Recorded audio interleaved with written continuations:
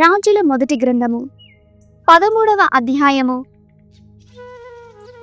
దైవభక్తుడు బేతేలు పీఠమును తెగడుట.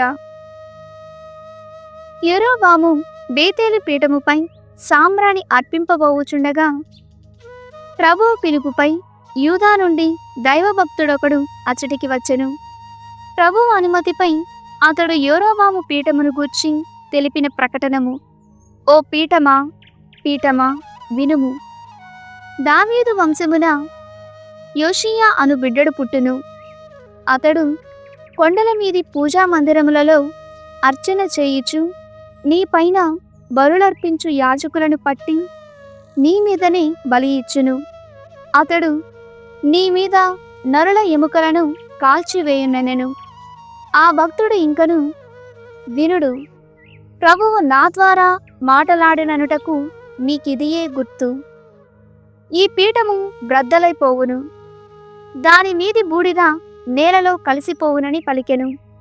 ఆ రీతిగా దైవభక్తుడు పీఠమును గూర్చి తెలిపిన ప్రకటనము చూచి యెరొబాము రాజు అతని వైపు చేయి చాచి ఇతనిని పట్టుకొనుడని ఆజ్ఞాపించెను. వెంటనే రాజు చేయి చాచినది చాచినట్లుగానే కొయ్యబారిపోయెను. అతడు దానిని మరలా ముడుచుకోలేకపోయెను. దైవభక్తుడు దేవుని పేరు మీదుగా గురుతునిచ్చినట్లే పీఠము బద్దలైపోయెను, దాని మీది బూడిద కింద పడిపోయెను. అప్పుడు రాజు నీ దేవునికి మనవి చేసి నా చేతిని నయము చేయమని ప్రవక్తను వేడుకొనెను. దైవభక్తుడు దేవునికి మనవి చేయగా రాజు చేయి యథాపూర్వకముగా అయ్యెను.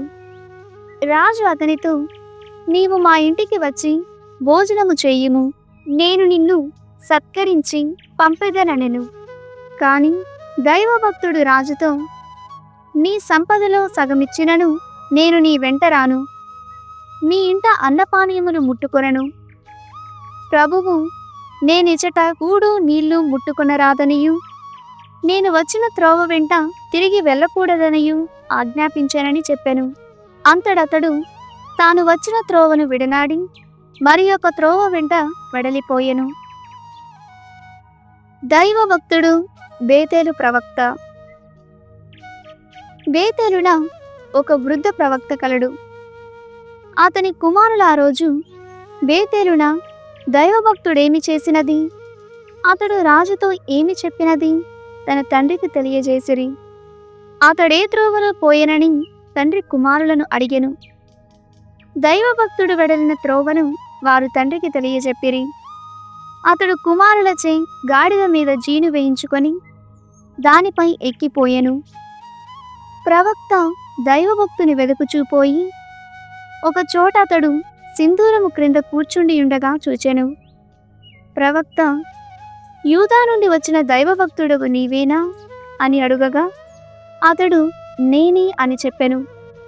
నీవు మా ఇంటికి వచ్చి భోజనము చేయుమని ప్రవక్త అతనిని ఆహ్వానించెను. అతడు, నేను నీ వెంట రాకూడదు, ఈ తావున కూడు నీళ్లు ముట్టుకోకూడదు.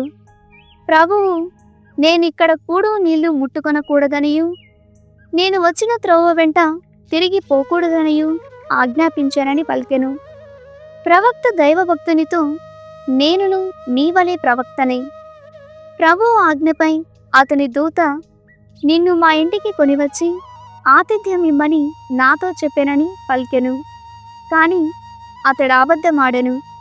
కాని దైవభక్తుడు ప్రవక్తతో వెనుదిరిగిపోయి అతని ఇంట అన్నపానీయములు పుచ్చుకొనెను. వారు భోజనమునకు కూర్చుని ఉండగా ప్రభువు దివ్యవాణి ప్రవక్తను ప్రేరేపించెను. అతడు యూదా నుండి వచ్చిన దైవభక్తునితో, నీవు దేవుని మాట మీరితివి, అతని ఆజ్ఞను పాటింపనైతివి. నా వెంట వెనుదిరిగి వచ్చి ప్రభువు వద్దన్న చోట అన్నపానీయములు పుచ్చుకొంటివి.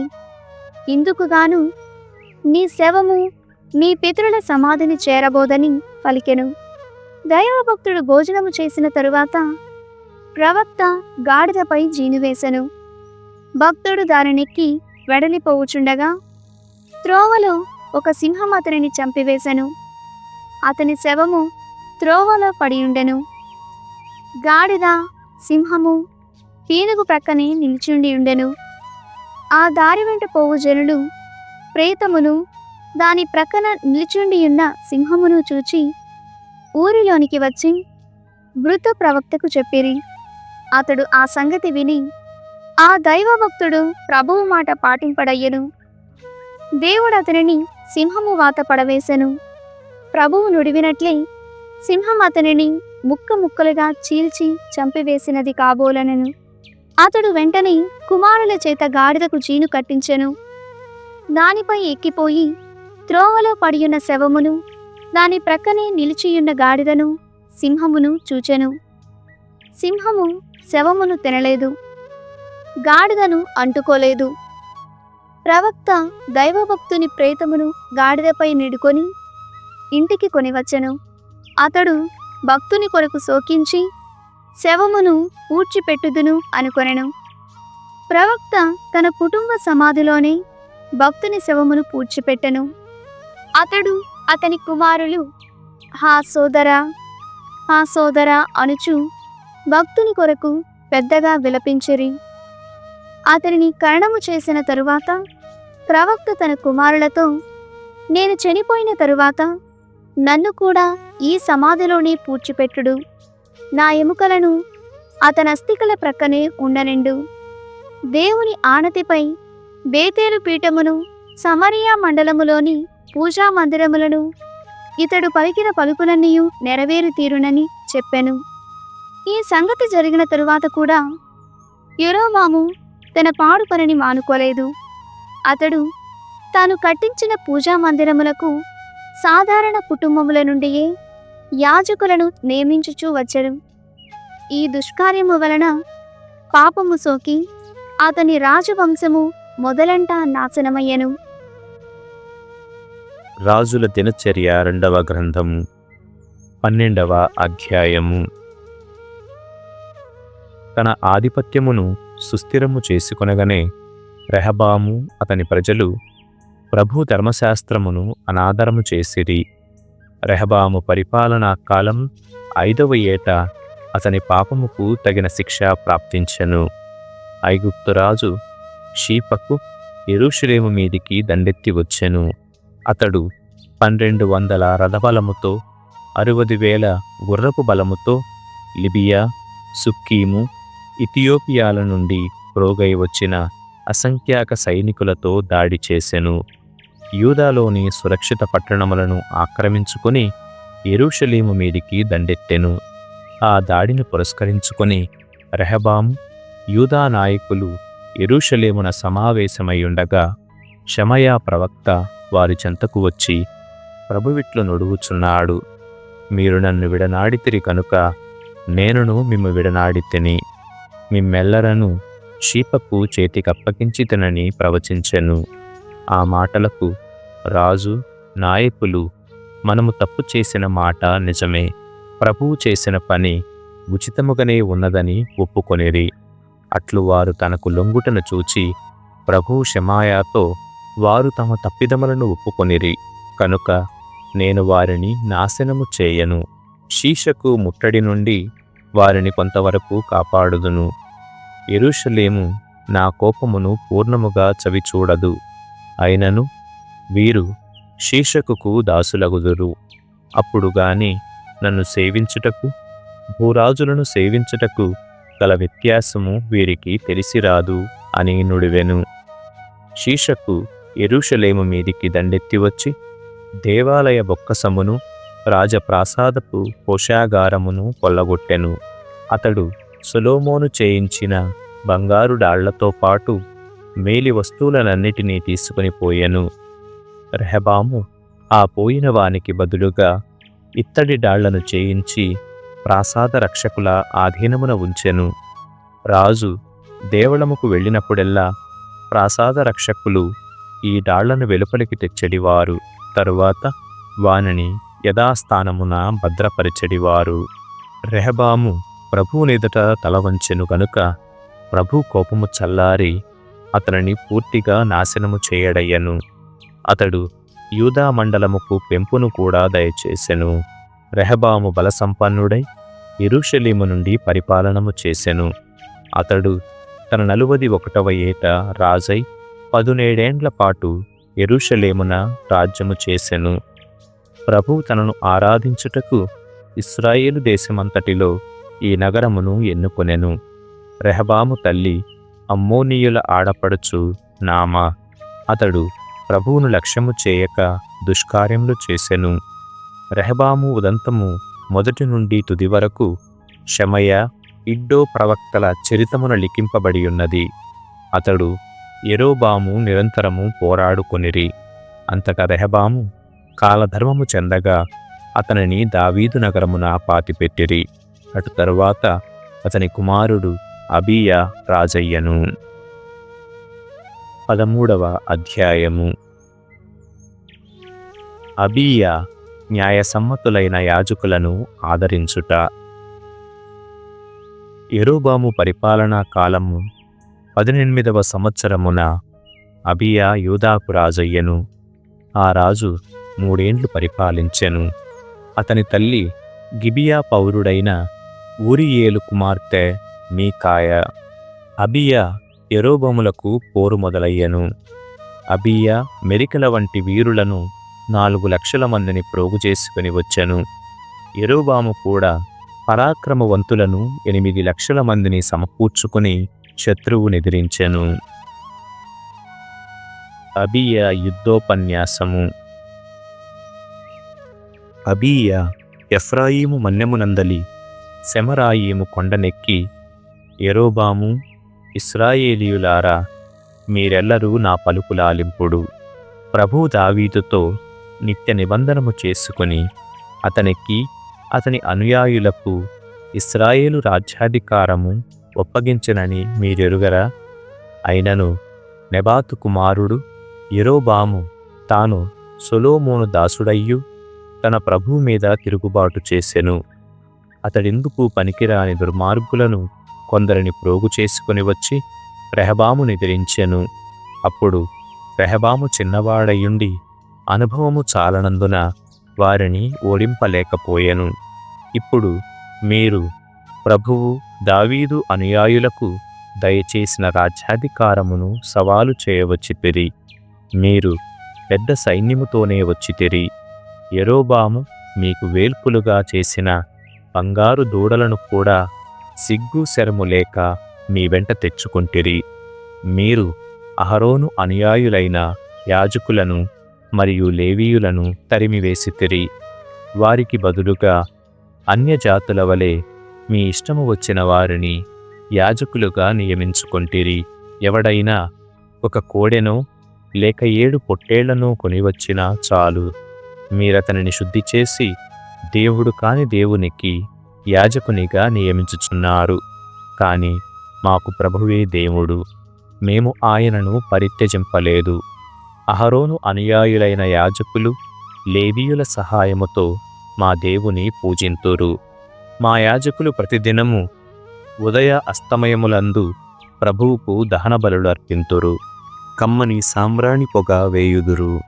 దేవుని సన్నిధిలో శుద్ధమైన బల్లపైనే రొట్టెలర్పింతురు. ప్రతి రాత్రి బంగారు దీపస్తంభము మీద ప్రమిదలు వెలిగింతురు. మేము ప్రభువు ఆజ్ఞాపించిన సేవలనెల్లా చేయుదుము, కాని మీరు ఆయనను విడనాడితిరి. ఈ యుద్ధమున ప్రభువే మాకు సైన్యాధిపతి. ఆయన యాజకులు బాకాలు చేపట్టియున్నారు. యుద్ధనాదము చేసి మమ్ము మీ మీదికి పోరుకు పిలువ సిద్ధముగానున్నారు. కావున ఇశ్రాయేలీయులారా, మీరు మీ పితరుల దేవుడైన ప్రభువుతో పోరాడెదరేని తప్పక ఓడిపోయెదరు. యుద్ధము. యెరోబాము యూదీయుల వెనుక వైపున తన సైన్యమును మాటుగా నుంచెను.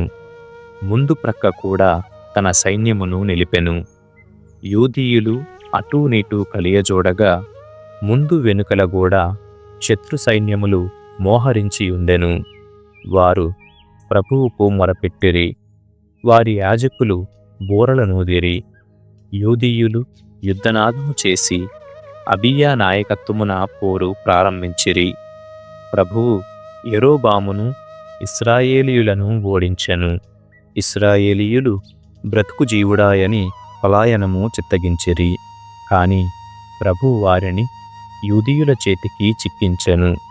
అబీయా మరియు అతని సైనికులు ఇశ్రాయేలీయులను ఊచపోత కోసిరి. వారి వీరులు 5,00,000 మంది హతులైరి. ఆ రీతిగా ఇశ్రాయేలీయులు ఓడిపోయిరి.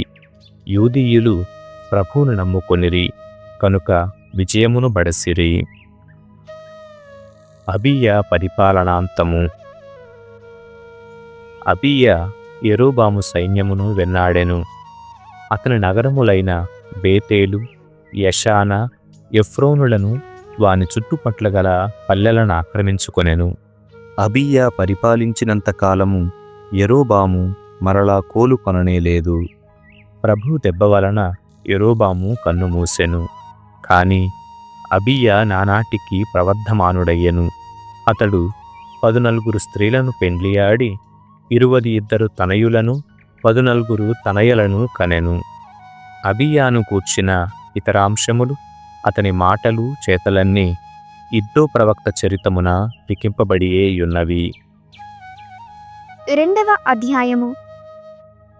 నేను షారోనున పూచిన గులాబీని, కొండకోనలో వికసించిన లిల్లీని, ముండ్ల తుప్పలలో లిల్లీ పుష్పమెట్లో, యువతలలో నా ప్రియురాలట్లు, తోటలోని చెట్లలో ఆపిలు వృక్షమెట్లో, యువకులలో నా ప్రియుడట్లు. అతని నీడలో విశ్రమించుట నాకిష్టము. అతని ఫలములు కడు మధురముగా ఉండును. అతడు తన విందుశాలకు నన్ను తోడ్కొని వచ్చెను. నా మీద తన ప్రేమ ధ్వజమును నెలకొల్పెను. ద్రాక్షపాక భక్ష్యములతో మీరు నా సేద తీర్పుడు. ఆపిలు పండ్లతో మీరు నా బడలికలు తొలగింపుడు. ప్రేమ వలన నేను మిక్కిరి సొలసియున్నాను. అతడు తన ఎడమ చేతిని నా తల క్రింద నుంచి తన కుడి చేతితో నన్ను ఆలింగనము చేసుకొనును. యెరూషలేము కుమార్తెలారా, జింకల పేరు మీదగాను లేళ్ల పేరు మీదగాను నేను ఒట్టుపెట్టి చెప్పుచున్నాను. నా ప్రియురాలు స్వయముగా మేల్కొని వరకు మీరామెకు నిద్రాభంగము కలిగింపవలదు. 2వ గీతము. ప్రియురాలు ప్రియుడు. నా ప్రియుని పిలుపు వినిపించుచున్నది. అతడు పర్వతముల మీదగా పరిగెత్తుకుని వచ్చుచున్నాడు. కొండల మీదగా దుముకుచూ వచ్చుచున్నాడు. నా ప్రియుడు లేడి వంటివాడు, జింకపిల్ల వంటివాడు. అదిగో, అతడు మన గోడ చెంతని నిలిచుండియున్నాడు. గవాక్షము గుండా తొంగిచూచుచున్నాడు. గోడలోని సందు గుండా లోపలికి పారజూచుచున్నాడు. నా ప్రియుడు నాతో మాటలాడుచు ఇట్లనుచున్నాడు.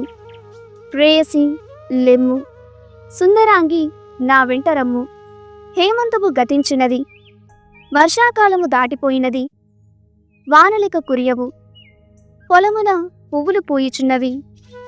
మధుర గీతములు ఆలపించు సమయము ఆసన్నమైనది. పొలమున పావురము కూతలు వినిపించుచున్నవి. అంజూరపు కాయలు పండుచున్నవి. ద్రాక్ష పూతబట్టి సువాసనలు గుబాలించుచున్నది. ప్రేయసి లెమ్ము, సుందరాంగి నా వెంట రమ్ము. నీవు కొండ నెర్రెలలో, బీటలు వారిన కొండ బండల సందులలో దాగుకొనిన పావురము వంటిదానవు. నీ ముఖమును నాకు చూపించుము, నీ స్వరమును నాకు వినిపింపుము. నీ ముఖము సుందరమైనది, నీ నాదము మధురమైనది. మీరు గుంటనక్క పిల్లలను పట్టుకొనుడు. అవి పూత పట్టిన మన ద్రాక్ష తోటను పాడు చేయుచున్నవి. నా ప్రియుడు నావాడు, నేనతని దానను. అతడు లిల్లీ పూలు పూచిన చోట తన మందను మేపును. ప్రియా, నీవు లేడివలెను, కొండమీది జింకపిల్లవలెను చూపట్టుము. నీవు నా చెంతకు తిరిగిరమ్ము. ఉదయవాయువులు వీచినదాకా, చీకట్లు గతించినదాకా నాతో ఉండుము.